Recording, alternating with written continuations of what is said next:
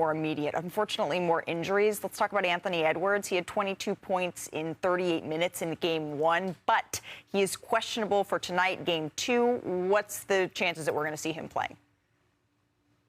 Like, Anthony Edwards is going to be playing tonight. He's a Wolverine. He's going to gut through it. And right now, what Anthony Edwards has is, I'm told, runner's knee in his knee. Very similar to what Stephen Curry dealt with. You deal with inflammation, swelling, pain. It got to a point late in the regular season. Sources told me Anthony Edwards needed a PRP injection to reduce the swelling and inflammation. And this is an injury that requires rest for his recovery. There's no time for that in the playoffs. Yes, there's a day or two in between these games, and that is going to provide some alleviation, but he really needs that extended rest. You're not going to get that come playoff time. But Anthony Edwards, everyone that knows him, he's a Wolverine. He's going to try to play, and he will be playing here tonight. Yeah, he's a Wolverine. That's another. Yeah, that's a good way to put it for someone who plays for the Timberwolves. Shams, thank you very much for that insight. So I guess, friends, the question isn't, is Anthony Edwards going to play? It's, what is Anthony Edwards going to look like, and is it going to be enough? And they're going to need it. You know, I really felt like that was a winnable game in Game 1 for Denver. It wasn't like the Nuggets played poorly, but they didn't play their best. For the Timberwolves. It was a winnable game for the Timberwolves, sorry. Yeah. The Nuggets, you know, Jamal Murray goes 16-16 at the line, but... And Aaron Gordon picked up 3 fouls in the first couple of minutes. Jamal is 7-22 from the field. Jokic was very good, but not like super elite like he's been. It looks like without Peyton Watson, David Adelman's going to rely on about 7 players. He'll have a couple other guys come out there, but they're playing a tight, short rotation. So when you get in foul trouble, it even more affects them. There is a window there. I say that because I would point out that Denver has won 13 games in a row. Even teams that were trying not to beat them at the end of the regular season got beat by them. Or they were trying not to win, they got beat by them. And if you get in a situation where you've got to win 4 out of 5 against a team that's that hot, you don't want to be in that spot. I think there's 2 things for me. I think the first is you've got to keep Denver off the free throw line. They took 33 free throw attempts. There were, I think, a minus 14 in makes. In my little notebook. How do you read that part? Wait, for the viewer, like just so we can show Director Ray, if we can just show this is how Bobby prepares for the show. My man is prepared. So now you threw me off. So you got to keep him off the free. You got to throw him off the free throw line.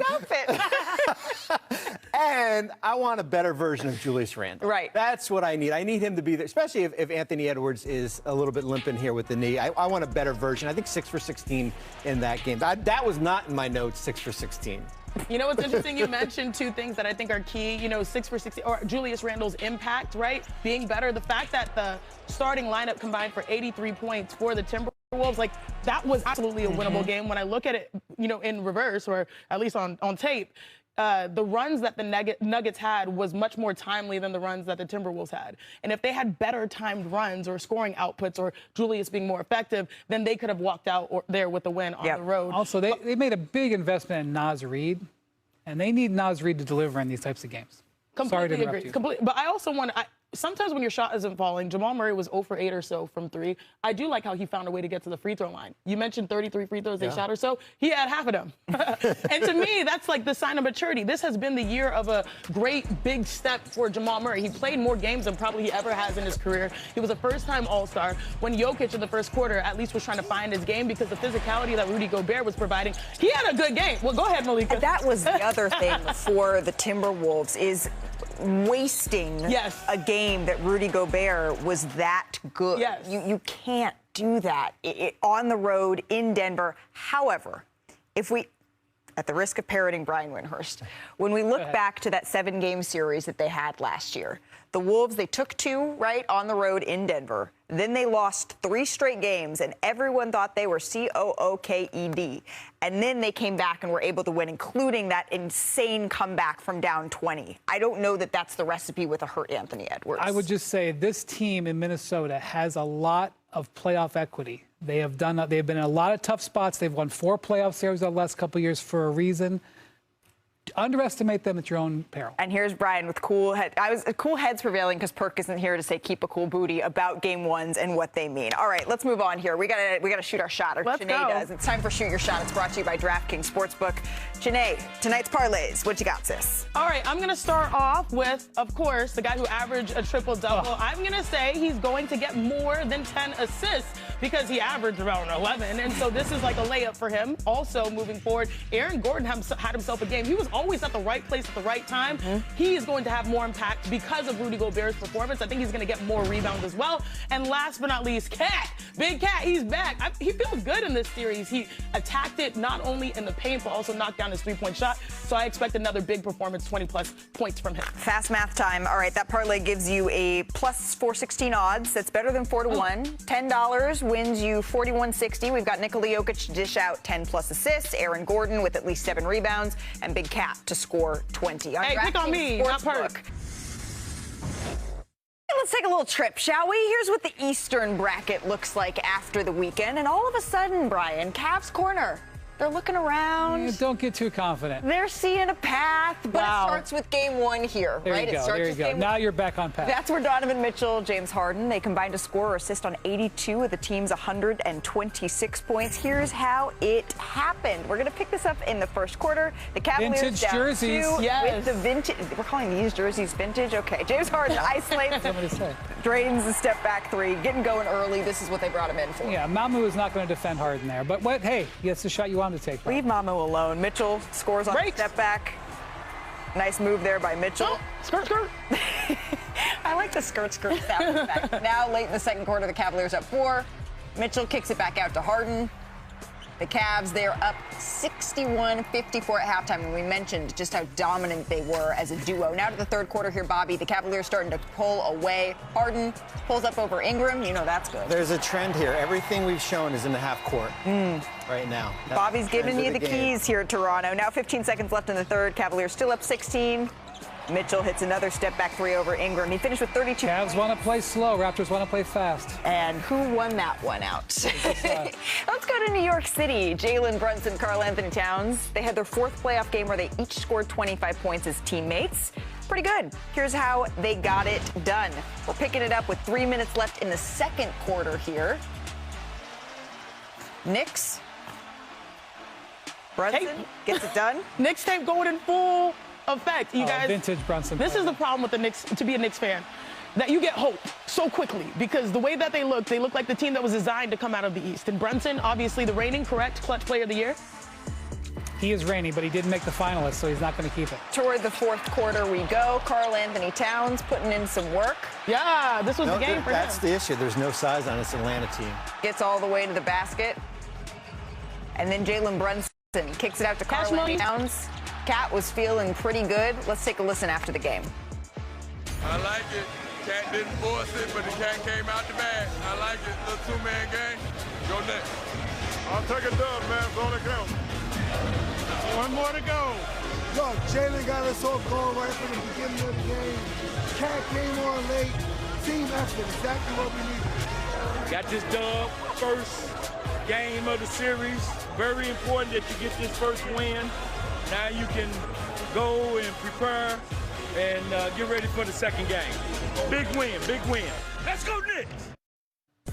Our guy Iman got a good seat. Can we to that talk one. about him being included with Knicks greats? Hey, For the leave culture, guy alone. baby. For the culture. All right, how about Karl Anthony Towns? He's trying to become one of those Knicks greats, right? And when he was the primary defender, the Hawks, they were 3 of 12 from the floor, including 1 of 6 on threes. It's the 4th best mark for Cat in his playoff career. All right, let's head a little bit north to Boston. That's where the number 2 seed, the Celtics, they notched their 4th largest playoff win against the 76ers in series history. We know these two teams, they play a lot. It is the 23rd time they have met here. I didn't like that. Don't get it for that.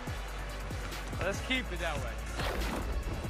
All right, so that's Derek White pregame. We're going to pick this one up midway through the first quarter. This is all Celtics all the way. Jason Tatum, so good to see him back, Chene, in the postseason. It's so unfair because he's easing his way back, and he's still an all-NBA type of performer, especially when he's a playmaker or in transition like this. In transition, once again, Tatum. That play didn't go the way the 76ers thought. With the slam. A number of those. A lot of that. And without Joel Embiid, it was always going to be tough there for the 76ers, but it was tough sledding the entire evening. Nice find there. Jaylen Brown's slippery eel, as Kendrick Perkins would say. Picking them apart.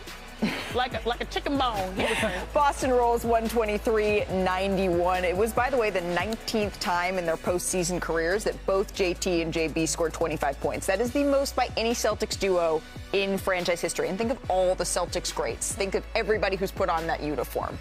Pretty impressive. They also combined for 10 of the team's 31 assists in this. But in Detroit, it was Paolo Banchero who put on a magical performance as the Magic stole game one from Cade Cunningham and the top-seeded Pistons here. So we're going to pick it up with under 8 minutes left in the fourth quarter. In the second quarter, rather. Paolo Banchero drains the three. He had a super juice that game. Their whole starting lineup was going in this game and talking their talk, apparently. 7 minutes left in the Both third. ends of the floor. Cunningham, though, gets to his spot, getting hot at the right time, and then under 6 minutes left in the third, Banchero gets the ball up top, spins in the lane. Everything downhill. Get downhill, Paulo. Do you think he heard Tim McMahon, or was this just all Trust me, it was more than McMahon. all on his own? Wendell Carter Jr., huge game for him. Story of the game, that matchup in the paint, he won that by far. Under 8 minutes left in the quarter, Cunningham drives. Little midi, knocks it down. He had 39 points. That's the most in an opening game of a playoff series in Pistons history. It just was not quite enough. The next play here, Franz Wagner drives.